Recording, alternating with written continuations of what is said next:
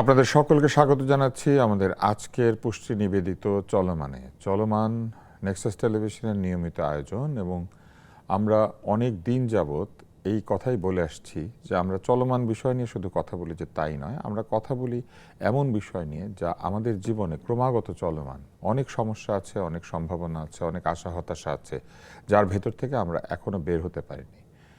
আজকে আমরা কথা বলবো অবশ্যই সব কিছুর বাইরে গিয়ে একটি প্রতিষ্ঠানকে নিয়ে, সেটি হচ্ছে সরকার। সরকার তার 5 মাস পূর্ণ করেছে এবং এই সরকার আসার জন্য 17 বছর অপেক্ষা করতে হয়েছে। এই কারণে সরকারের জন্য নয়, বরং একটি গণতান্ত্রিক নির্বাচনের জন্য, যে নির্বাচনের মাধ্যমে আমরা আমাদের পছন্দের সরকারকে নির্বাচিত করতে পারবো। আজকে এই সকল বিষয় নিয়ে কথা বলবো আমাদের দুজন অতিথির সাথে। আলোচনা হবে, সমালোচনা হবে, আশা হতাশার কথা হবে এবং এই সরকার ভবিষ্যতে কতদূর যেতে পারে সেটা নিয়ে হয়তো আমরা চিন্তা করব। 5 মাস আলোচনার জন্য যথেষ্ট না হলেও আলোচনা করার জন্য একটা উপযুক্ত সময়। আজকে আমাদের দুজন অতিথি আছেন, একজন সরকারি দলের সঙ্গে যুক্ত, তাদের একজন সিনিয়র নেতা ভাইস চেয়ারম্যান শামসুজ্জামান দুদু, তিনি বিএনপিতে আছেন, এবং আছেন ডক্টর মোহাম্মদ আব্দুল মান্নান, কেন্দ্রীয় মজলিসে শুরা সদস্য, জামায়াতে ইসলাম। এবং আজকে আমরা আমাদের অনুষ্ঠানের যে বিষয় ঠিক করেছি সেটি হচ্ছে ভালো মন্দের 5 মাস। চাইলে আমাদের অনুষ্ঠান নেক্সাস টেলিভিশন লাইভ এই ঠিকানায় খুঁজতে পারেন ইউটিউবে, অথবা আমাদের ফেসবুকের ভেরিফাইড পেজে নেক্সাস টেলিভিশন লিখলে আমাদেরকে দেখবেন, পাশে একটা নীল দাগ রয়েছে, নীল টিক চিহ্ন। আমরা আলোচনা দিয়ে শুরু করি। ডক্টর মোহাম্মদ আব্দুল মান্নান, আপনারা বিরোধী দলে আছেন। বিরোধী দল সাধারণত সরকারের খুঁতগুলি সমালোচনা করে, কারণ তারা চায় যে সরকারের ভুল ত্রুটি ধরিয়ে দিয়ে একদিকে নিজেরা জনপ্রিয় হতে, আরেকদিকে সরকারকেও ঠিক রাস্তা রাখার চেষ্টা করে। তো আমরা মনে করি যে বিরোধী দল সরকারের একটা সহযোগী অংশ, এবং আপনারা বেশ ভালোই একটি সহযোগীর দায়িত্ব পালন করছেন বলে অনেকে মনে করেন। এই 5 মাসে শুধু সরকারের 5 মাস না, অ্যাজ এ হোল বিরোধী দলও তো সরকারের এই অংশ। আপনারা কতদূর কি মনে করেন যে এই সরকার 5 মাসে কি পেরেছে, কি পারে নাই? জি, আপনাকে ধন্যবাদ। এবং আমাদের বড় ভাই শামসুজ্জামান দুদু ভাই, প্রবীণ রাজনীতিবিদ বলতে হবে, এখন ভাইরাই প্রবীণ, আমরা নবীন আর কি। আমরা তো ওনাদের তুলনায় মানে নবীন, অনেকই নবীন। কারণ ভাইয়ের যখন আমার যখন জন্মসাল, ভাইরা তখন ঢাকা বিশ্ববিদ্যালয়ে অনেক বড় রাজনীতি করেন আর কি, হয়তো বা এটাই হবে আমাদের সৌভাগ্য। আমরা এই সব ভাইদেরকে রাজনীতিতে দেখেছি, আমরা দেখেছি তারা কিভাবে মিছিল নেতৃত্ব দেন। দেখেন, বাংলাদেশের সবচেয়ে, আমি আজকের এই আলোচনার শুরুতেই আমি জুলাইয়ের সকল শহীদদেরকে স্মরণ করছি, আহতদেরকে স্মরণ করছি, যাদের রক্তের বিনিময়ে আজকে আমরা এই গণতান্ত্রিক অভিযাত্রায় আসতে পেরেছি। সরকারি দল, বিরোধী দল, আজকে যারা প্রধানমন্ত্রী, মন্ত্রিপরিষদ, এমপি এবং বিরোধী দলীয় নেতাসহ যারা যে জায়গায় আছেন, তাদের এই জায়গায় আসার পিছনে সেই সমস্ত বীর, শহীদ এবং আহতদের রক্ত রয়েছে। কাজেই তাদেরকে স্মরণ করছি। আমাদের আজকের এই আলোচনায় আমি মনে করি, আমি শুরুতে যেটা বলতে চাই, বাংলাদেশে আমরা একটা নতুন ধারার রাজনীতিক কালচার সৃষ্টি করতে চেয়েছি। বিশেষ করে বাংলাদেশ জামাত ইসলামী সংসদের প্রথম অধিবেশনেই এবং সংসদে যাওয়ার আগেও এবং এখনও বিভিন্ন জায়গায় জামাত ইসলামীর আমির ডক্টর শফিকুর রহমান অত্যন্ত বলিষ্ঠতার সাথে এই কণ্ঠটা উচ্চারণ করছেন। তার কণ্ঠে উচ্চারিত হচ্ছে যে সকল ভালো কাজে আমরা সরকারি দলকে সহযোগিতা। ভালো কাজগুলো একটু বলেন, আপনাদের মুখে ভালো কাজ শুনতে পাওয়া। অবশ্যই কেন নয়, সেই ভালো কাজগুলোর ভিতরে তো রয়েছে সরকারের অনেক ভালো কাজ। সরকার যে 133টা অধ্যাদেশের ভিতরে 97টা অধ্যাদেশ পাশ করেছে, তার ভিতরে যেগুলো জামাত ডিসপুট দেওয়ার ছিল সেগুলো ডিসপুট দিয়েছে, বাকিগুলো তো সরকার উত্থাপনই করে নাই। সো দ্যাট সেই জায়গায় সরকারি দলকে সহযোগিতা করেছে। সরকারকে সহযোগিতা করার কারণে একদিনে 31টা আপনার অধ্যাদেশ পাশ হয়েছে, যেটা রেকর্ড বাংলাদেশে এবং পৃথিবীর কোথাও আছে কিনা আমার জানা নেই, আপনারা হয়তো বলতে পারবেন। এরপরে আপনার সরকার যে সমস্ত ভালো কাজের ভিতরে রয়েছে, সরকার যা করার চেষ্টা করেছে, আমি মনে করি সেগুলোকে আমরা কি করেছি, সাপোর্ট করেছি। আর যে জায়গাগুলোতে সরকার করতে পারে নাই, যে জায়গাগুলো আমরা সরকারের করা উচিত ছিল, সেই জায়গা নিয়ে আমরা সমালোচনা করেছি। আমরা শুধু সমালোচনা সংসদে করি নাই, আমরা সংসদের বাইরেও আমরা এই সমালোচনা অব্যাহত রেখেছি। জনগণের দ্বারা নির্বাচিত হওয়ার কারণে আমরা সেই সমালোচনাগুলো যখন সরকার গ্রহণ করছে না, তখন আমরা জনগণের দুয়ারে দুয়ারে আমরা জনসভা করে, জনসমাবেশ করে মানুষের কর্ণকুহরে সেগুলো পৌঁছে দিচ্ছি। এবং গতকালকে বরিশালের যে সমাবেশ ছিল সেই সমাবেশ থেকে আমিরে জামাত ডক্টর শফিকুর রহমান বলেছেন যে আমাদের আরেকটি সমাবেশ রয়েছে সিলেটের সমাবেশ হওয়ার পরে আপনি তো সমাবেশের খবর অনুষ্ঠানে দিয়ে দিচ্ছেন। সরকার না সমাবেশের পোস্টারে দিচ্ছি না, এটা আলোচনারই অংশ। তো দেখেন এই সমাবেশ শেষে ওনার বক্তব্যের ভিতরে সরকারগুলি আপনাদের সমাবেশে বাধা দিত, এই সরকার তো আপনাদের সমাবেশ সফল করার জন্য রীতিমতো সাহায্য করে। এটার জন্যই তো আমি বলছি না সমাবেশ সফল করার জন্য সরকার সহযোগিতা করছে এটা বলা যায় না, বাধা তো দেয় না, বাধা দেয় না। এটাই যে বাংলাদেশ একটা নতুন গণতান্ত্রিক ধারায় এসেছে এটা তারই একটা প্রমাণ যে আমরা গণতান্ত্রিক চর্চা এখানে আছে, সবাই কথা বলতে পারছে, মত প্রকাশের স্বাধীনতা আছে।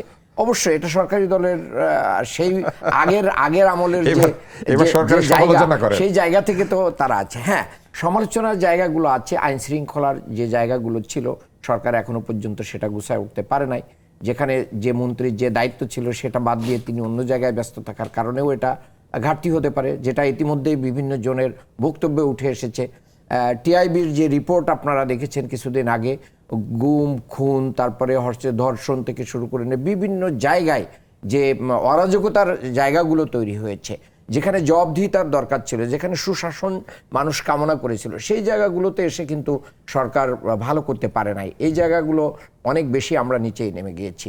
এবং আজকে আমি এটা বলতে কোনো দ্বিধা নেই যে সরকার চাইলে বাংলাদেশের যে গণভোট ছিল এই গণভোটের রায় বাস্তবায়ন না করে মূলত বর্তমান সরকার সবচেয়ে জাতির সাথে একটা বড় প্রতারণার জায়গা নিয়েছে এবং স্বরাষ্ট্রমন্ত্রী সংসদে উচ্চ কণ্ঠে তিনি এটা স্বীকার করেছেন। যদি তারা এটা না করতো তাহলে হয়তোবা নির্বাচনটাই হইতো না, এরকম একটা কথা বলে তিনি মূলত নির্বাচনের স্বার্থে সবকিছুতে হা বলে গেছেন। অর্থাৎ তাদের অন্তরে হা না থাকলেও তারা জনগণের সাথে বলেছেন এবং প্রধানমন্ত্রী হা ভোট চেয়েছেন এবং গণভোটের জন্য ভোট চেয়েছেন, কিন্তু সেই ভোটের রায় বাস্তবায়ন করছেন না। আজকে আদালতের রায়ে আদালতের রায়ে যে ঘটনাটি এসেছে যে দেখেন যেভাবে কেয়ারটেকার সরকারও এসেছে আদালতের রায়ের মাধ্যম দিয়ে, ঠিক একইভাবে যে গণভোট যে আগে যে গণভোটের বিধান সংবিধানে ছিল না এটাকে অবৈধ বলেছে আদালত, তার মানে গণভোট এখন কিন্তু বৈধ। এই অবস্থায় এসে সরকারের জন্য কিন্তু দরজা খুলে যাচ্ছে।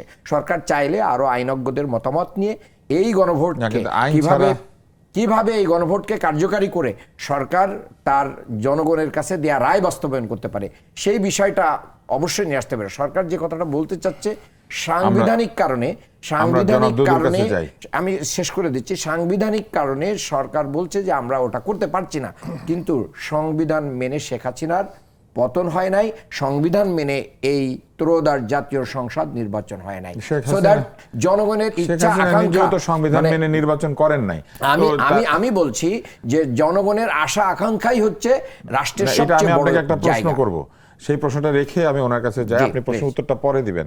আপনি বলছেন যে সংবিধান মেনে তো হয় নাই, তো না হলে কি হবে সেটা করা যেতে পারে। সংবিধান মেনে আন্দোলন হয় নাই কিন্তু গণভোট হয় নাই, কিন্তু সংবিধান মেনে সরকার পরিবর্তন হয় নাই, অতএব এটা কোনো ব্যাপার না, এটা জনগণের আকাঙ্ক্ষা। তাহলে সংবিধান না মানা যায়? জনগণের আকাঙ্ক্ষাটা মেন, এখানে রাষ্ট্রের জনগণের আকাঙ্ক্ষাটা সবচেয়ে বড়।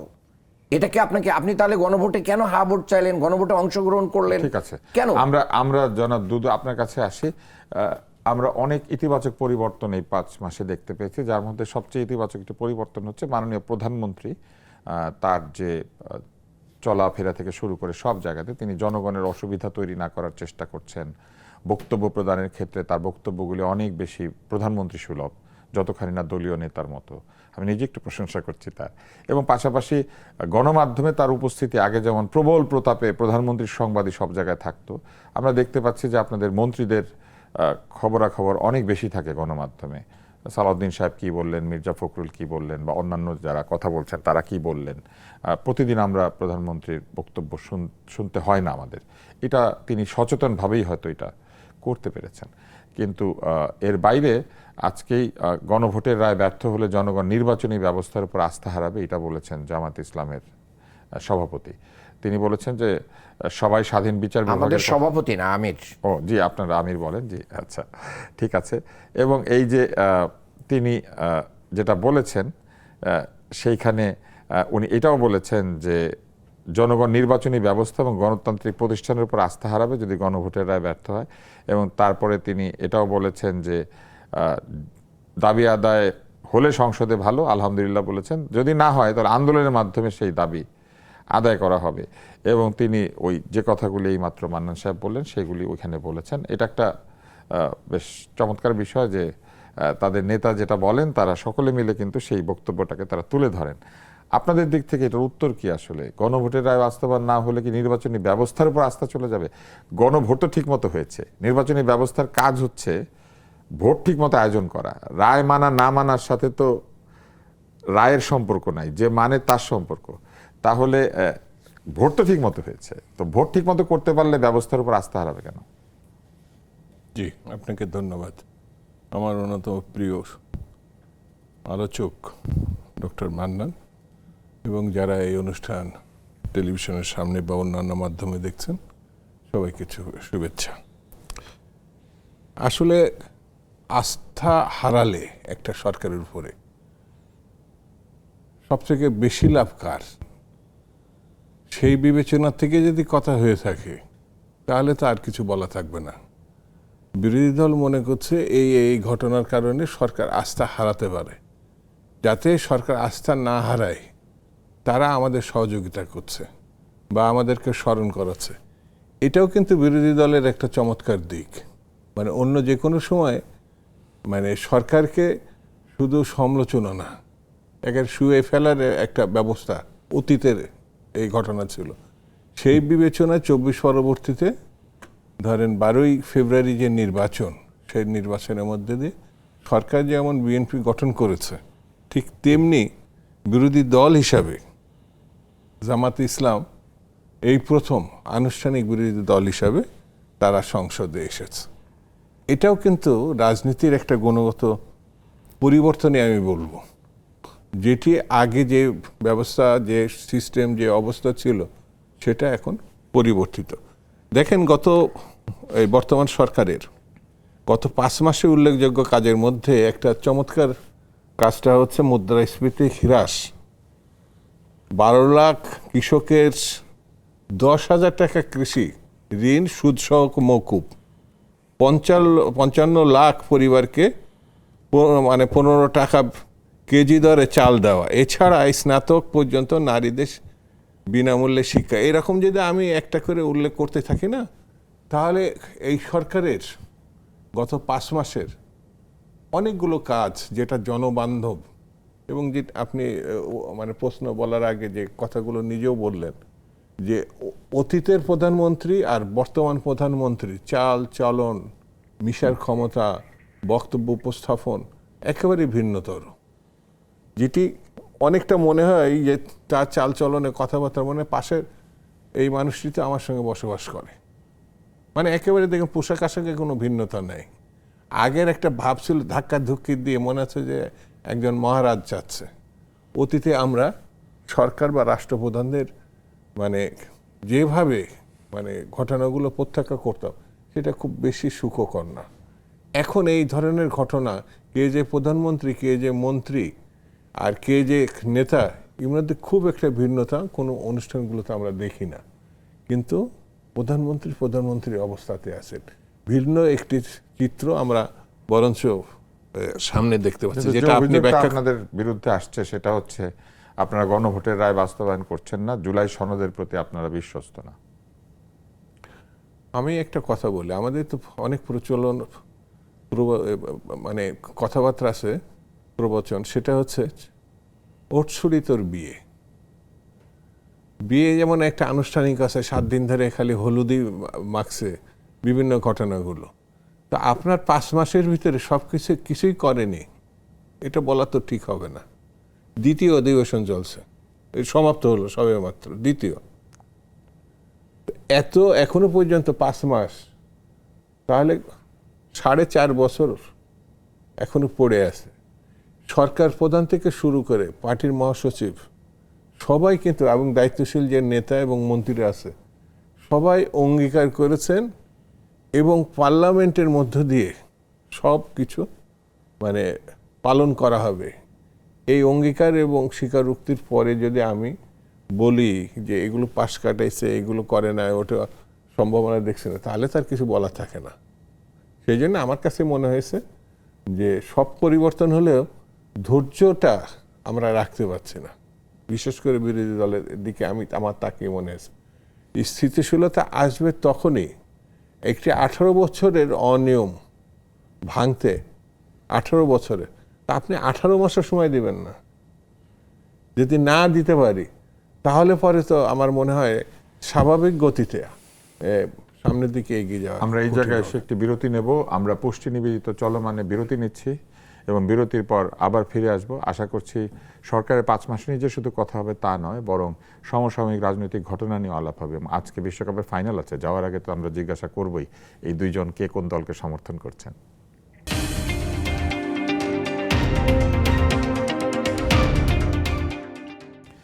বিরতির পর ফিরে এলাম পুষ্টি নিবেদিত চলমানে এবং আমরা কথা বলছি দুজন নেতার সঙ্গে। একজন বিরোধী দলে রয়েছেন, আরেকজন সরকারি দলে রয়েছেন। দুজনের কেউই এমপি নন, কিন্তু তারা সেই দলের সিনিয়র নেতা। এবং আজকে অনেক বিষয় সংবাদ হয়েছে, তার মধ্যে স্বরাষ্ট্রমন্ত্রী বলেছেন যে জুলাইয়ের চেতনা বিক্রি করে বেশি দিন রাজনীতি করা যাবে না। এই মন্তব্যের বিষয়ে আপনি কি বলবেন জনাব মান্নান? হ্যাঁ, আমি এটা বলতেই চাই, আসলে কি অনেকে জুলাই চেতনা বিক্রি করছে, অথবা যারা বিক্রি করছে তারা কেন করছে? এটা একটু বলতে হবে। এটা আমি আমার বক্তব্য বলবো না। যেরকম আমার দেশের মাহমুদুর রহমান, উনি 8ই জুলাই একটা বক্তব্য দিয়েছেন। সেই বক্তব্যটা কি আশ্চর্যের কথা যে বর্তমান সরকারি দলের কোনো এমপি টেলিভিশন টক শোতে এসে এই জুলাই মাসে অবলীলায় বিপ্লব নিয়ে চরম অশ্রদ্ধাভরে বক্তব্য দিচ্ছেন। আমি এদের অকৃতজ্ঞতার মাত্রা দেখে স্তম্ভিত হই। নাকি এরা সব এতদিন ফ্যাসিবাদের গুপ্ত দোসর ছিলেন? রাষ্ট্রের সম্পদ লুণ্ঠনে এদেরও নিশ্চয়ই ভাগ ছিল। এটা আমার বক্তব্য না, এটা মাহমুদুর রহমান ওনার বক্তব্য। কেউ কেউ তো আছেন যে জুলাইকে ব্যক্তি স্বার্থে ব্যবহার করছেন। আজকে যিনি স্বরাষ্ট্রমন্ত্রী, জুলাই বিপ্লবের তিনি ফসল। আজকে যদি জুলাই বিপ্লব না হতো তাহলে উনি শিলংয়েই থাকতেন। আর যদি বিশেষ করুণা নিয়ে বাংলাদেশে পাঠাইতো হাসিনার আমলে, হাসিনার পদলেহন করার জন্য হয়তো ওনাকে আসতে হতো, কোনো কারণে যদি উনি বাংলাদেশে আসতেন। কিন্তু বাংলাদেশে উনি যে রাজনীতি এবং আদর্শ পছন্দ করেন, সেই আদর্শের কাছে আসতে পেরেছেন, এটা জুলাই বিপ্লবের কারণে। আজকের প্রধানমন্ত্রী তো জুলাই বিপ্লবের পরেও বহুদিন পরে কিন্তু বাংলাদেশে এসেছেন।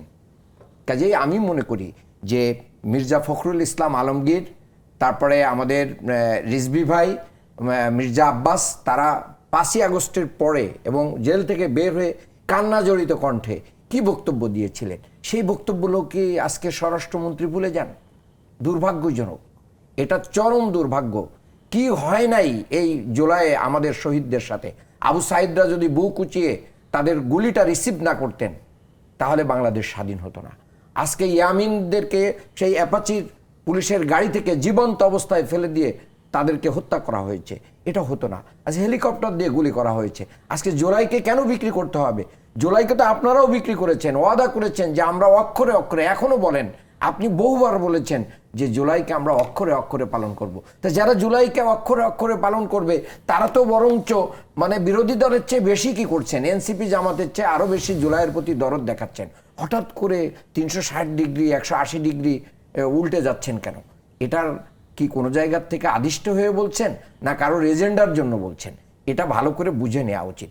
আমি মনে করি যে জুলাই বিপ্লবকে নিয়ে যারা এই জাতীয় বক্তব্য দিবে, তিনি যে দলের যেই হোক না কেন, যে ধরনের মন্ত্রী হোক না কেন, বাংলাদেশের মানুষের কাছে তারা অবশ্যই একটা ভিন্ন নামে একদিন পরিচিত হবে। কিন্তু কেউ কেউ তো জুলাই যে স্পিরিট, সেটা নিয়ে ব্যক্তি স্বার্থের চর্চা করছেন, এমন কি মানুষ নাই? না, যদি ব্যক্তি স্বার্থে কেউ করে, জুলাইকে বেচা কিনা করে, কোনো দল এবং গোষ্ঠী বলে এটাকে কোনো ব্যক্তি, আপনাকে মনে হয় যে উনি সেটাকে নির্দেশ আপনি বলতে পারেন যে আব্দুল মান্নান আপনি করছেন, কিন্তু দল হিসেবে জামাত, দল হিসেবে এনসিপি, কোনো দল হিসেবে বিএনপি এটা করছে না।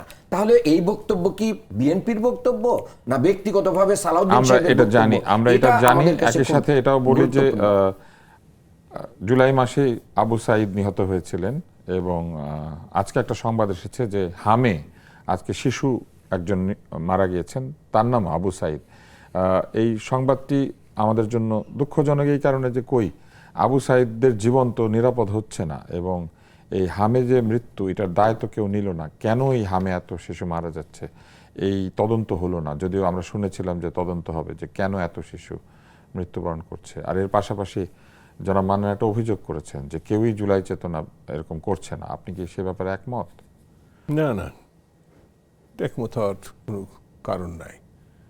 যেমন সালাউদ্দিন সাহেব কোনোদিনই এই দেশে আসতে পারতো না যদি জুলাইয়ের এই পরিবর্তন না হতো। সেটা তো ঠিক আছে, না, কখনো ঠিক নাই। ওটা এই ঠিক দেশেই নাই? ছিল না, উনি দেশে ছিলেন, জি উনি এই দেশেই ছিলেন, জি। বিএনপির মুখপাত্র হিসাবে কাজ করছেন। ওনাকে গুম করে ভারতের গিয়ে ফেলে দেওয়া হয়েছিল, উনি নিজে নিজে যাননি। উনি এই দেশে ছিলেন, বিএনপির মুখপাত্র হিসাবে কাজ করছিলেন। উনি গুম হওয়ার পর আমি মুখপাত্র ছিলাম। আমি মুখপাত্র যখন আমাকে জেলে ঢুকানো হয়েছিল, তখন মুখপাত্র হচ্ছে রিপন, আসাদুজ্জামান রিপন। আর তার আগ পর্যন্ত ছিল রিজভী আহমেদ। তো কেউ এই দেশ থেকে বাইরে গিয়ে মানে আর ঢুকতে পারবে না, এটা ব্যাপার ছিল না। তার আগেই এখানে জুলাইয়ের পরিবর্তন হয়েছে এবং পরিবর্তনের পরে উনি আসছেন। তো জুলাই নির্মাণ কারা? 18 বছরে তো জুলাই 36 দিনের ঘটনায় সব উল্টে গেছে, এটা ভাবার কোনো কারণ নাই। জুলাইয়ের আগে আবার 5000 দিন আছে, দিবস আছে, 36 দিন না, আরো 5000 দিন আছে, 18 বছরের ঘটনা আছে। এই জন্য একটার সঙ্গে আরেকটা বিভেদ সৃষ্টি করা ঠিক হবে না। কন্টিনিউ আন্দোলন হয়েছে হাসিনার বিরুদ্ধে, সেটা বিএনপিও একক করে নাই। এক সময় 4 দল ছিল, এক সময় 18 দল ছিল, এক সময় 20 দল ছিল, সেখানে জামাতও ছিল।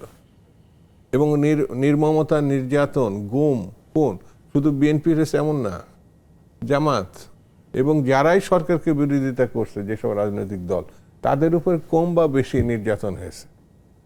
সেই জন্য আমার বিবেচনায় যে আমরা যেভাবে নিজের মতো করে, যেমন মানে একটা কথা বলতে কি কোন বিবেচনায় বলছেন ওটা সে ভালো বোঝে, যে এই জুলাইয়ের পরিবর্তন আমরা স্বাধীন হয়েছে, আমরা মুক্ত হয়েছে, স্বাধীন 71-এ হয়েছে, স্বাধীনতা 47 একটা হয়েছে, পাকিস্তানের স্বাধীনতা 47-এ।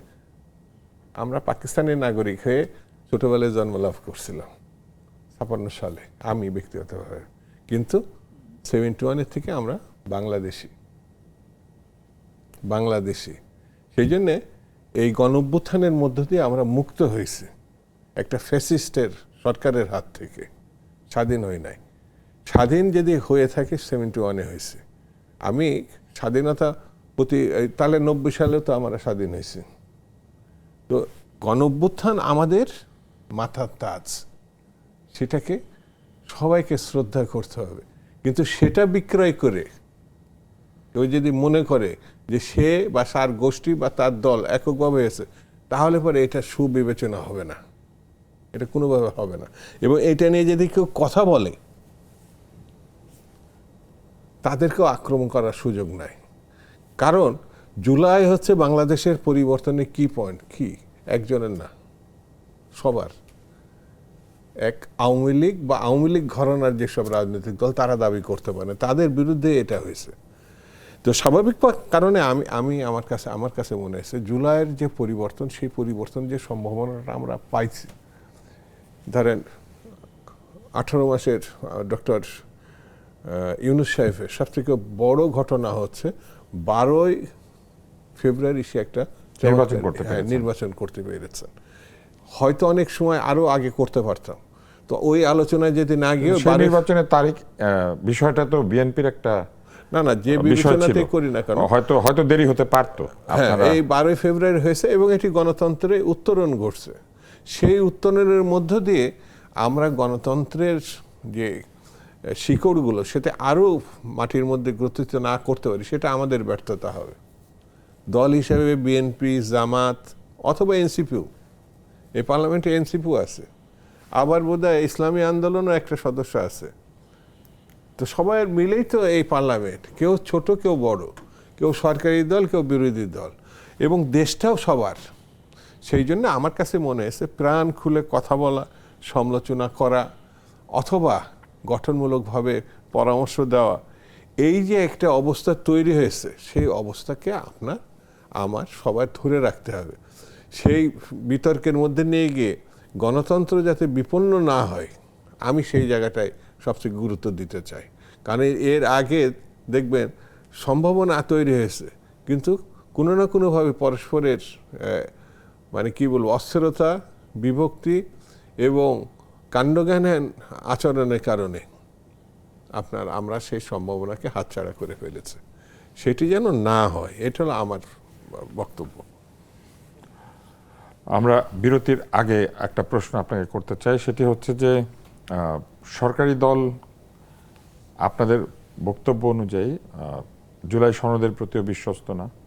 আপনাদের বক্তব্য অনুযায়ী সরকারি দল জুলাই সনদ বাস্তবায়ন হয়তো করবে না, এবং আপনাদের আমির বলেছেন যে সংসদে না হলে আপনারা রাজপথে চলে যাবেন। তো সংসদে কতদিনের মধ্যে এটা সম্ভব হবে বলে আপনারা মনে করছেন, আর কতদিন পরে না হলে আপনারা রাজপথে চলে যাবেন? এটা আপনাকে প্রশ্ন করছি। জি বলেন। ধন্যবাদ। দেখেন ভাই অনেক করেই বলেছেন, সালাউদ্দিন সাহেব গুম হয়েছিলেন এটা নিয়ে কারোর কোশ্চেন নেই। উনি ফ্যাসিস্টের বিরুদ্ধে অবস্থান নিয়েই গুম হয়েছিলেন, এটা নিয়ে আমাদের কোনো কোশ্চেন নাই। উনি ইন্ডিয়াতে ছিলেন, এটা নিয়েও আমাদের কোনো কোশ্চেন নাই। কোশ্চেন হচ্ছে জুলাই বিপ্লব না হলে উনি কি আসতে পারতেন বা কখন আসতেন, সেটা কিন্তু আনসার্টেন। এই কোশ্চেনটাই আমি ভাইকে করেছি। হয়তো আসতে পারতেন, আপনারা নিশ্চিত হচ্ছেন কিভাবে যে আসতে পারতেন না? কি আসতেন কিভাবে সেটা তো আরো পরের প্রশ্ন, যদি না একটা পট পরিবর্তন হতো।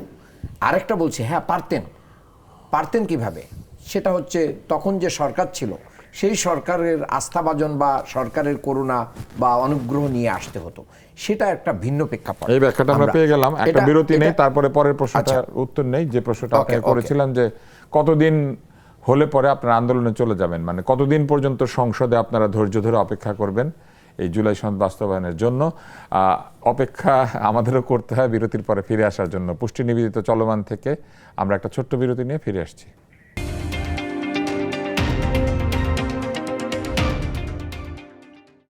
শেষ হলো বিরতি, ফিরে এলাম পুষ্টি নিবেদিত চলমান অনুষ্ঠানে। এবং আমরা বিরতির আগে প্রশ্ন করেছিলাম আপনাকে যে আপনাদের আমির বলেছেন যে সংসদে যদি না হয় তাহলে আপনারা রাস্তায় আন্দোলনকে নিয়ে যাবেন, কিন্তু কতদিন পর্যন্ত সংসদে আপনারা সময় দেবেন সরকারকে রাস্তায় যাওয়ার আগে?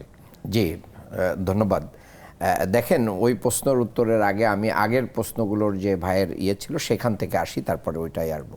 ভাই বলেছেন যে 17 বছর, অবশ্যই 17 বছর বা 5000 দিন যেটা ভাই বলেছেন, সেই দিনগুলো অবশ্যই আমাদের এই পরিবর্তনের জন্য সহায়ক ছিল। একটা কথা বলি, আজকে ফুটবলের ফাইনাল খেলা আপনি যদি দেখেন, অনেক খেলা এরকম হয় 90 মিনিট ধরে খেলা হয়েছে কিন্তু গোল শূন্য ড্র। এরপরে অতিরিক্ত সময় যেটা ছিল, ওই অতিরিক্ত সময়ের 5 মিনিট খেলায় একজন বদলি প্লেয়ার এসে নেমে গোল করে দিয়েছে। আপনি এটাকে কিভাবে দেখবেন? তার মানে হচ্ছে আমরা 5000 দিন খেলেছি, গোল করতে পারি নাই, কিন্তু 36 দিন খেলে এসে গোল করে দিয়েছে। এটা দিয়ে একটা ভাগ্যর পরিবর্তন হয়েছে। এটাই হচ্ছে টার্নিং পয়েন্ট। আপনাকে একটা যুক্তি দেব। হ্যাঁ দেন। সেটা হচ্ছে এই যে বাকি 11 জন ওই বদলি না, তারা খেললো বলেই কিন্তু বদলি প্লেয়ার নামার সুযোগ পেল। তাহলে এই যে 11 জন 90 মিনিট ড্র করলো, যে 5000 আপনার সে যুক্তিটা আর কি, সালাউদ্দিন সাহেব ফিরতে পারতেন না, তার মানে হচ্ছে তার মানে এই না যে তাদেরকে অস্বীকার করা হবে। বিএনপি জামাত থেকে শুরু করে নেই, তাদের এই গুম খুন আয়নাঘর যদি তাদের উপরে না হতো তাহলে তো এই ফ্যাসিজমের উত্থান হতো না। এটার মাধ্যম দিয়েই তো ওই জায়গায় এসেছে এবং পুরো জাতি নেমে এসেছে। আমি মনে করি যে আমার ব্যক্তিগত এবং আমাদের দলীয় স্ট্যান্ড, আমাদের আমিরে জামাত এই কথাই বলেন যে জুলাই কোনো দলের একক কৃতিত্ব নাই, এটা কোনো দলীয় কৃতিত্ব নাই। তবে হ্যাঁ, একদল তরুণ তারা জীবনবাজি রেখেছিল বলেই, সাধারণ মানুষ জীবনবাজি রেখেছিল বলেই কিন্তু আজকের এই পরিবর্তনটা হয়েছে।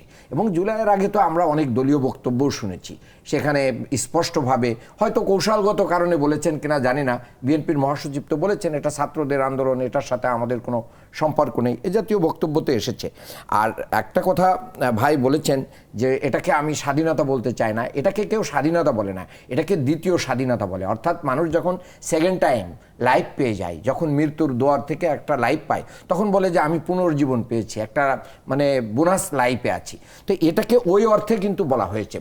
আমাদের অরিজিনাল স্বাধীনতা 71 এসেছে, 47 এসেছে, এটা তো বাস্তব, ওই জায়গা নিয়ে তো কোনো বিতর্ক নেই। আর দ্বিতীয় হচ্ছে জুলাইয়ের যে আকাঙ্ক্ষা ছিল, জুলাই কিসের জন্য আসছিল? জুলাই আসছিল তো বৈষম্যের বিরুদ্ধে। জুলাই আসছিল যে আমাদের সাংবিধানিক প্রতিষ্ঠানগুলো কি হবে। জুলাইয়ের আকাঙ্ক্ষা ছিল যে সেটা স্বাধীন হবে, সেগুলোর মাধ্যম দিয়ে সকল জনগণ স্বাধীনতার সুফল ভোগ করবে। কিন্তু দুর্ভাগ্যজনক হলেও সত্য, সকল সাংবিধানিক প্রতিষ্ঠান যেগুলো একবারে বিচার বিভাগ বলেন, মানবাধিকার বলেন, আপনি এনবিআর বলেন, পিএসসি বলেন, এই জাতীয় যত প্রতিষ্ঠান আছে সেইগুলো কিন্তু আমাদেরকে আবার পরাধীনতার শিকলে আবদ্ধ করা হলো, যার মাধ্যম দিয়ে জুলাইয়ের যে আকাঙ্ক্ষা, সেই আকাঙ্ক্ষার কিন্তু বাস্তবায়ন হয় নাই। এই জন্য বলা হচ্ছে যে বিএনপি সব কিছু নিয়েছে জুলাইয়ের, কিন্তু জুলাইয়ের যে মূল স্পিরিট এটা বিএনপি কেড়ে নিয়েছে, এটাই জনগণ বলছে। আর আপনি যেটা বলেছেন যে আমাদের এই আন্দোলন সংগ্রাম সংসদ থেকে কখন বাইরে আসবে, হ্যাঁ, আন্দোলন সংগ্রাম অলরেডি সংসদেও চলছে, বাইরেও চলছে। এটা জনগণই ঠিক করে দিবে এবং আমাদের পরিকল্পনায় ঠিক করে দেবে এবং বিএনপির অবস্থানই ঠিক করে দিবে যে কখন আমাদেরকে সংসদ থেকেও বের হয়ে এসে একবারে মানে বাইরে থেকে এই আন্দোলন করতে হবে। সেই সময়টা কখন হবে এটা সময়ই বলে দেবে, এটা অগ্রিম ভবিষ্যৎবাণী করার মতো কোনো বিষয় নাই। জনাব দুদু, এটা কিন্তু এক ধরনের সতর্কতা যেটি জামাতের আমির বলেছে যে সংসদে তারা চেষ্টা করবেন, না হলে পরে তারা রাজপথে চলে যাবেন। আপনার কি মনে হয় যে এই মুহূর্তে বিরোধী দল যতখানি সংগঠিত অথবা তাদের যা শক্তি তা দিয়ে 2/3 সংখ্যাগরিষ্ঠতার বিএনপিকে সরকার থেকে সরিয়ে দেওয়া বা চাপ দিয়ে দাবি আদায় করা এটা খুব সহজ? বিরোধী দলের কাজই তো বিরোধিতা করা, ত্রুটিগুলো ধরিয়ে দেওয়া এবং আগামী দিনের জন্য নিজেদের জনমত, নিজেদের পক্ষে জনমত তৈরি করা বা সংগঠিত করা, হ্যাঁ, চেষ্টা করা। সেই অর্থে তো তারা বা আমিরে জামাত ডাক্তার সাহেব যেটা বলছেন সেটা তো পরিকল্পিতভাবে চিন্তাভাবনা করে তিনি সেই কথাগুলো বলছেন। সেইগুলো নিয়ে আপনার উদ্বিগ্ন হওয়ার কিছু আছে বলে আমার কাছে মনে হয় না। তারা তাদের মতো করে রাজনীতি করবেন, এটা মানুষের কাছে গিয়ে তার পক্ষে মতামত নেওয়ার জন্যে সরকারের তো সমালোচনা করতে হবে, সরকারের ব্যর্থতাগুলো তো তাদের তুলে ধরতে হবে, এটাই তো বাস্তবসম্মত। না হলে পরে শুধু গিয়ে চা অথবা খাবার দাবার খেয়ে খোঁজ গল্প করে তার জনমত পক্ষে আনা যাবে না। আমি একটু কথা বলি আপনার এখানে, সেটা হচ্ছে যে ওই যে যারা ছাত্ররা, তরুণরা, আমি তাদের ধন্যবাদ দিই, তাদের সবসময় আমি প্রশংসা করি, কারণ আমিও একসময় তাদের মতো তরুণ ছিলাম।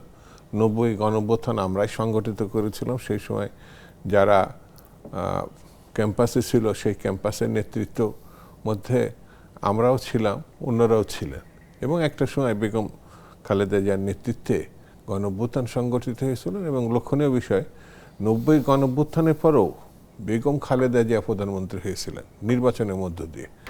আবার 24-এর গণঅভ্যুত্থানের পরে বিএনপি কিন্তু দ্বিতীয়বার না, মাঝে বেশ কয়েকবার ক্ষমতায় গেছে, কিন্তু গণঅভ্যুত্থান পরবর্তী আবার বিএনপি কিন্তু জনাব তারেক রহমান সাহেবের নেতৃত্বে রাষ্ট্র ক্ষমতায় আসছে। দুটো গণঅভ্যুত্থান হয়েছে, দুটো গণঅভ্যুত্থান পরবর্তীতে নির্বাচনের মধ্যে দিয়ে ক্ষমতা আসছে। এটা কেন আমি বলছি, একটা পক্ষ সবসময় দাবি করে যে তারাই হলো মূল ফোর্স, তারাই এটা সংগঠিত করছে, তারাই এটা নিয়ন্ত্রক। কিন্তু আমার কাছে মনে হয়েছে এটার ফলাফল তাদের দাবি অনুযায়ী যদি হতো, তাদের একটা রাজনৈতিক দল আছে, সেটি নতুন রাজনৈতিক দল এনসিপি, আরেকটি আছে জামাতে ইসলাম, তো এখন 11 দল আছে। 11 দলের ঐক্য ভেঙে যেতে পারে? না না না, ওইটা আরো পরে যায়। তো এরা যদি মূল শক্তি হতো, আপনার লক্ষণীয় ব্যাপার, আমি নির্ধারণ করব। মূল শক্তি কি জিততো বলে আপনি মনে করেন ভোটে? অবশ্যই। তো যেতে নাই মানেই তারা মূল শক্তি না? না না, শক্তি কিন্তু মূল শক্তি না, শক্তি কিন্তু মূল যারা দাবিদার, যেটা বিএনপিকে যেভাবে ব্যাখ্যা করা হচ্ছে, তো তারা যদি মূল শক্তি, ভোট তো এই জায়গায় 6টার আসন পাওয়ার কথা, ওইদিকে 200-র অধিক আসন পাওয়ার কথা, অথবা এইদিকে 70-80টা পাওয়ার কথা, অন্যরা বেশি পাওয়ার কথা। যদি জনগণের উপরে সেন্টিমেন্টকে আমি অনার করি, সেন্টিমেন্ট যদি অনার করি, তাহলে পরে এটি যে প্রধান শক্তি বিএনপির নেতৃত্বাধীন যে দল, সেটি আপনাকে স্বীকার করতে হবে। কারণ ভোটটা কিন্তু গণঅভ্যুত্থান পরবর্তীতে এই 12 ফেব্রুয়ারি নির্বাচন। আমি 12 ফেব্রুয়ারি নির্বাচন মানে স্বীকৃতি দেব না, কিন্তু আমি 24টাকে মানব। তো এটা তো ডাবল স্ট্যান্ডার্ড। এই নির্বাচনের মধ্যে দিয়ে কিন্তু সরকার গঠন হয়েছে, আর ওই গণঅভ্যুত্থানের মধ্য দিয়ে একটা ফ্যাসিবাদকে আমরা বিদায় করেছি। সেই জন্য আমার কাছে মনে হয়েছে যে গণতান্ত্রিক রীতিনীতি কনভেনশন যেভাবে ব্যাখ্যা করে না কেন, পারস্পরিক স্বীকৃতি, শ্রদ্ধা এবং সত্যের পক্ষে থাকাটাই হচ্ছে গণতন্ত্র রক্ষার একমাত্র পথ। আমরা এই পর্যায়ে এসে একটা বিরতি নিব। বিরতির পর আপনি এই বক্তব্যের উত্তর দেবেন। আপনি এরই মধ্যে আপনার আগ্রহ প্রকাশ করেছেন, না করলেও আমরা বিরতির পর আপনার কাছে যেতাম। বিরতি নিচ্ছি পুষ্টি নিবেদিত চলমানে, এবং ফিরে আসবো জনাব শামসুজ্জামান দুদু যা বললেন তার উত্তরে জনাব মান্নান কি বলেন সেটা শুনবো। এবং আমাদের একটা প্রশ্ন কিন্তু আমরা আগেই করেছি, কে কোন দল সমর্থন করবেন আজকে বিশ্বকাপের ফাইনালে, এটা আমরা জানার চেষ্টা করব।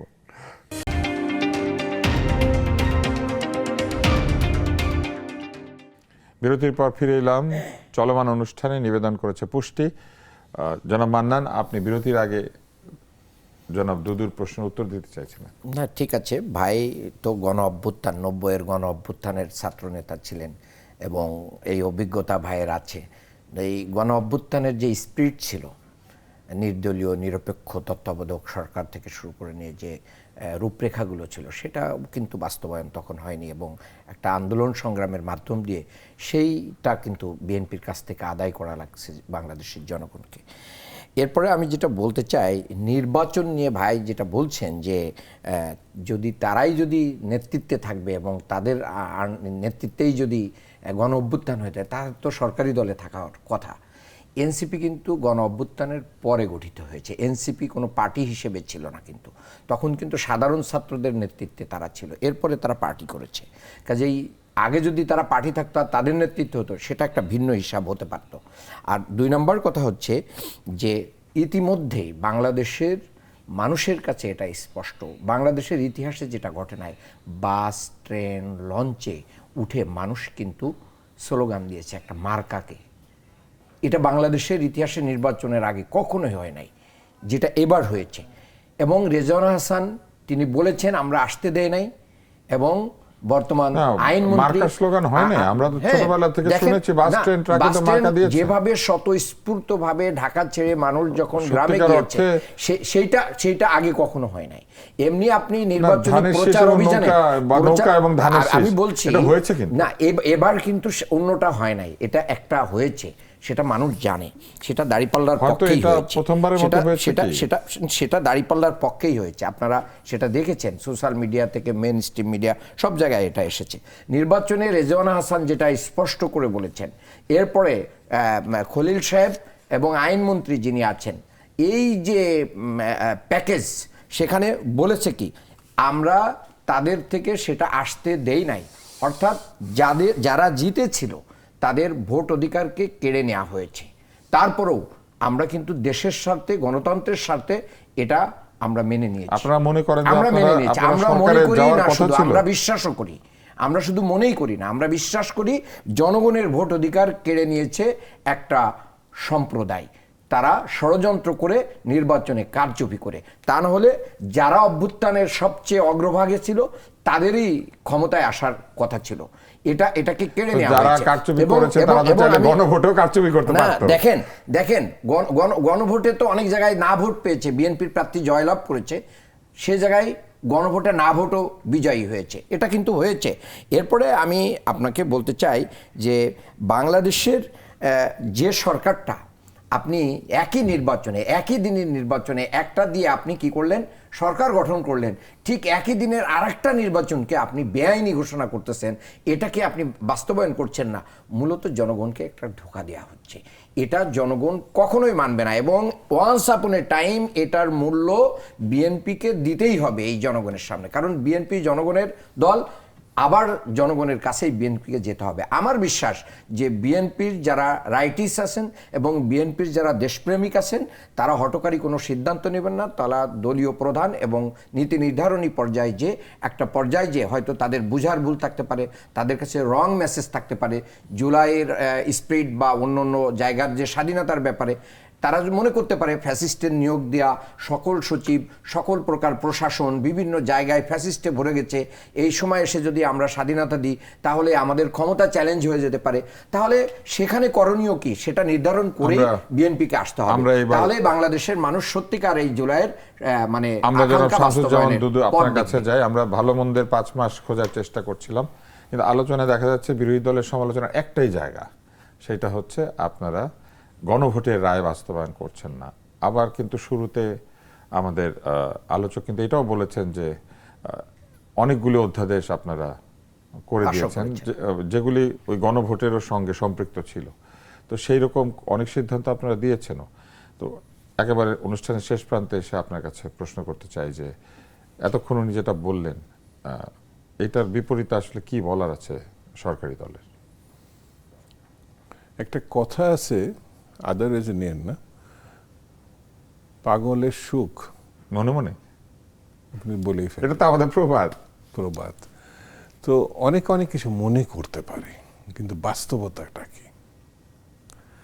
বিএনপি মানে না, বিএনপি ওই শক্তি না, প্রধান শক্তি ছিল অমুক শক্তি, অমুক দল। না, এই যে উনি এটাও বলেছেন যে এত পরিমাণে স্লোগান অতীতে কোনো মার্কার পক্ষে হয় না। হ্যাঁ, দল আমাদের মানে যখন প্রতিষ্ঠা হয়েছে একাধিকবার নির্বাচনের মধ্য দিয়ে ক্ষমতায় গেছে, একাধিকবার। আর জামাত যখন প্রতিষ্ঠিত হয়েছে 47-এর আগে পাকিস্তান তখনও হয় নাই। হ্যাঁ, পাকিস্তানের 24 বছর আর বাংলাদেশের 55 বছর। ইলেকশন অনেক ধরনের অনেকবার হয়েছে, কিন্তু জামাতের ক্ষমতায় নেওয়ার মতো ইলেকশন আর হয় নাই, আর ভবিষ্যতে হবে কিনা সন্দেহ। তো এই কথা যদি তারা মনে করে তাদের ক্ষমতায় যাওয়া ঠেকানোর জন্যেই ইলেকশন হয় আর অন্যরা ক্ষমতায় চলে যায়, কিন্তু তারা ইলেকশনে অংশগ্রহণ করে। আমার কাছে মনে হয়েছে জামাত একটা সুসংগঠিত ক্যাডার ভিত্তিক সংগঠন, এর বাইরে তারা যেতে পারে না। অর্থাৎ সাধারণ মানুষের সাধারণ যে ভোটার, যে কোনো পার্টি আমার বিবেচনা, নির্বাচনে তো তারা ক্রমাগত উন্নতি করলো দেখা যাচ্ছে। উন্নতি হয়তো করবে, কিন্তু সরকারে যাওয়ার মতো সে পরিস্থিতি। জামাত যেহেতু উন্নতি করে সেটা ঠিক আছে, অন্যরা যদি ক্ষমতায় যায় তাহলে আমরা মেনে নিছি, তার মানে জামাতই ক্ষমতায় গেছিল বিরোধী দল হওয়ার জন্য না, আমরা অন্যকে মেনে নিছি। কিন্তু উন্নতি আপনি বলছেন ওটা উন্নতি মনে করছে না, একেবারে ক্ষমতায় যাওয়ার প্রশ্ন হচ্ছে। শুনে না, যখনই মানুষ পরাজয় স্বীকার করতে না পারে, হ্যাঁ, তখনই আপনার সেই গণতন্ত্র থেকে আমাদের দেশে বিচ্যুতি ঘটে। আপনার জয় পরাজয়টা নির্বাচনে যখন যেটা সুষ্ঠু ভোট হয় সেই সময় চ্যালেঞ্জ না করে আমি পরবর্তীতে মেনে টেনে নিয়ে সব চলার এই কারণে ছেড়ে দিছি। তো মানে এই বিষয়ের কোনো আমার কাছে যুক্তি বলে মনে হয়নি। এটা মানে অক্ষমের আর্তনাদ ছাড়া আর কিছু না। যাওয়ার আগে একটা আনন্দময় জায়গায় শেষ করি, দেখা যাক আপনাদের এইখানে মিলে যায় কিনা। আজকে খেলা রয়েছে, সেই খেলায় বিশ্বকাপ ফুটবলের ফাইনাল এবং আর্জেন্টিনা এবং স্পেন খেলছে। কোন দলকে সমর্থন করবেন আজকে? প্রধানত আমি ব্রাজিলের সাপোর্টার, একটা মানে স্পষ্ট ছাত্র জীবন থেকে। ব্রাজিল অনেক আগে হেরে গেছে, তো হারার পরও বিশ্বকাপ আমার অত্যন্ত মানে খুব আনন্দের একটা জায়গা। আপনি ব্রাদার্স ইউনিয়নের জেনারেল সেক্রেটারি ছিলেন। আমি ব্রাদার্স ইসলামে একজন ফুটবল সংগঠকও ছিলেন। আমি ছোট থেকে খেলাধুলার প্রতি আছি, ক্লাবের ফুটবল থেকে শুরু সব। কিন্তু এবার আমার কাছে মনে হয়েছে, মানে জানি না আর কয়েক ঘন্টা পরে মানে ভোট হবে, তো আমার দল তো হেরেই গেছে, তাহলে একটা দলকে সাপোর্ট না করলে তো হয় না। সেই দলটা আমার কাছে মনে হচ্ছে স্পেন, সে ভালো করতে পারে। হয়তো যারা আর্জেন্টিনা তারা হয়তো আমাদের দেশের সাপোর্টারও বেশি আর্জেন্টিনা, ব্রাজিল আর আর্জেন্টিনার সমান সমান। তবে আমার কাছে মনে হচ্ছে একটা দল সাপোর্ট করলে স্পেনই বোধহয় এবার একটা দুর্ঘটনা ঘটায় দিতে নতুন পারে। কেউ জিতলে তো খারাপ না, কারণ নতুন কেউ না জিতলে বলে বসতে পারে যে রেফারি ভালো ছিল না, এটা কিন্তু বলে বসতে পারে। যেমন নির্বাচনে ভোটে আপনারা এবার না জিততে পারায় বলেছেন যে নির্বাচন কিন্তু আসলে ঠিক মতো হয় নাই, কিন্তু খেলাটা আজকে কেমন হবে, আপনি কাকে সমর্থন করবেন? আচ্ছা, আমি বলছি, তবে ভাই একটা কথা বলেছেন যে পাগলের সুখ মনে মনে, আর আমি বলবো যে ক্ষমতায় থেকে সত্য বোঝা যায় না। আর জামাত রাজনীতিতে ব্যাপক পরিবর্তন করেছে, রাজনৈতিক সিস্টেম। খেলায় কার দলে আছে? ওই জায়গায় মাইন্ডে রাখতে হবে। খেলায় আমি মনে করি যে আমি মরক্কোর সাপোর্টার ছিলাম। মরক্কোকে অনেকটা বিভিন্নভাবে তারা চলেই গেছে, সো দ্যাট একজন মুসলিম কান্ট্রি। এরপরে মিশরের জয় দেখতে চেয়েছিলাম, সেটাও নাই। তো এখন স্পেনকে আমি সাপোর্ট করছি এই কারণেই যে স্পেন একসময় মুসলমানদের সভ্যতার জায়গা ছিল, মুসলমানদের কালচারের জায়গা ছিল। স্পেনের কর্ডোবা যে নদীটা মুসলমানদের যে পুস্তক দিয়ে মানে ফেলে এটার স্রোত বন্ধ করে দেওয়া হয়েছিল, আজকে যদি তারা গোল করে জিতে যেতে পারে তাহলে আরেকটা নতুন স্রোত, আরেকটা বিপ্লব তৈরি হবে। এবং আমেরিকা খেলার ভালো মন্দ না দেখে আপনি ধর্মীয় না, আমি সাপোর্টের কারণটা সহ বললাম আর কি। আর এমনিতে আর্জেন্টিনার আমি ছোটবেলা থেকেই ভক্ত। যদি আর্জেন্টিনাও জেতে আমার অবাক হওয়ার কোনো আর্জেন্টিনা জিতলে দুঃখ নাই, কিন্তু আপনি দুঃখ নাই, তবে স্পেন জিতলে আমি খুশি হব। আমরা আজকে একটু পরে জেনে যাব। আমার একটা প্রশ্ন আপনার কাছে, আপনি এতক্ষণ করলেন, আপনি কোন দলে আমি আমি ব্রাজিলের সাপোর্টার, কিন্তু আমার অবস্থা আপনার মতো আর কি। মিলে গেল? তাহলে আমরা শেষেরটা স্পেনের এরকম সাপোর্ট করছে। কাকতালীয়ভাবে তিনজনই স্পেন। আজকে একটু পরে খেলা আছে, কিন্তু বাংলাদেশের অধিকাংশ মানুষ আমার ধারণা যে আজকে আর্জেন্টিনাকে সমর্থন করছেন, আর্জেন্টিনার পতাকা উড়ছে। এবং এই একটা সময় আমরা দেখি যে খেলা হয় বহু দূরে, কিন্তু পতাকা ওড়ে এইখানে। আর্জেন্টিনা কিন্তু আবার বাংলাদেশের সমর্থনকে খুবই গুরুত্ব দেয়। তাদের যে ফুটবল ফেডারেশন, তারা কিছুদিন পর পরই বাংলাদেশের সমর্থকদের নিয়ে বেশ একটা আনন্দ প্রকাশ করে থাকে। যদিও আর্জেন্টিনাতে যাওয়ার জন্য ভিসা চাইলে পান কিনা এটা নিয়ে সন্দেহ আছে। আমাদেরকে ভিসা দেয় না অনেকেই। দেখা যাক এইবার আমরা কে জেতে। আর্জেন্টিনাও জিততে পারে, স্পেনও জিততে পারে, ভালো দল খেলুক জিতুক, কিন্তু আমরা আমাদের দেশে আশা করতে পারি যে আমাদের ছেলেরা অন্তত কোনো একদিন সেই ছেলে হবে, কথায় না বড় হয়ে খেলায় বড় হবে, ফুটবলে জিতবে। আমাদের মেয়েরা কিন্তু ভালো করছে, আমাদের মেয়েরা আসলে খুব ভালো ফুটবল খেলছেন। আমরা জানি না, বিশ্বকাপ দেখার জন্য শুভেচ্ছা জানি। আজকের মতো কে বিজয়ী হবেন অজানা রেখেই চলমান শেষ করছে, কিন্তু আগামীকালের অনুষ্ঠানে হয়তো আপনারা জেনে যাবেন যে কে আসলে বিজয়ী হলো, জেনেই যাবেন আসলে। এবং বিজয়ী দলকে আগাম অভিনন্দন জানাই, এবং চলুন তাহলে খেলা দেখতে যাই।